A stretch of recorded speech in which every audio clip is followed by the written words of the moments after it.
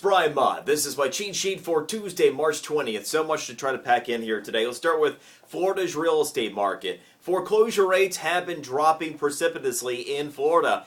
2 years ago, we were second worst in the country, with one in about every 140 homes being foreclosed. Not good by any standard, right? This time last year, we had improved slightly, but we were still number 3 overall in foreclosure rate in the country, with still about one in every 190 or so houses being in foreclosure.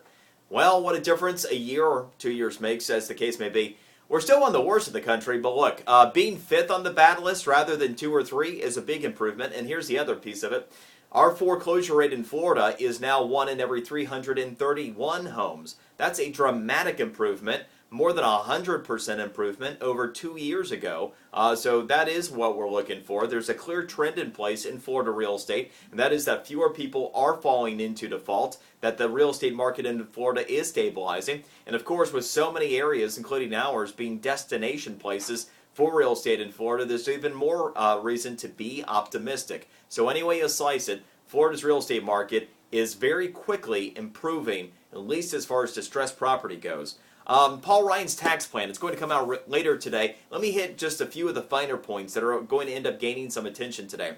Paul Ryan is going to propose 2 tax brackets, flat rates, 2 different tiers rather than our 6-tiered system currently. One will come in at a 25% income tax rate and the other 10%. So you'd fall in one or the other, nothing in between. The only thing, and by the way, the elimination of the AMT, the alternative minimum tax, go away altogether.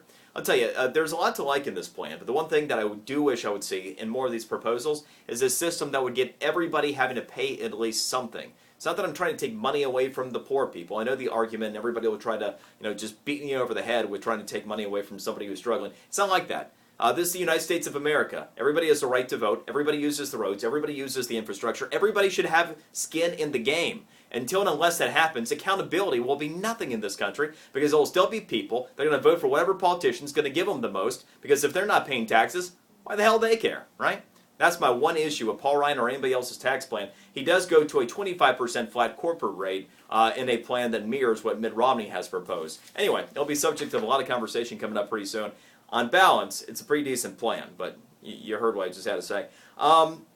Day of records for Apple. Where do you start? 3 million iPads have been sold, by the way. 3 million! 3 days, 3 million iPads. What do you do with that? Just sick, ridiculous numbers out of Apple. And on top of the dividend announcement, the stock buyback that's going to occur, Apple hit a new all-time share price, closing over $601 yesterday. A new high for the value of the company at $560 billion. It's hard to find fault with anything surrounding that company right now. The changing face of fast food. This might surprise you. Number 3 fast food company. I know you can get one. Everybody knows that's McDonald's. You might even be able to get number 2 in terms of total sales, and that's Subway.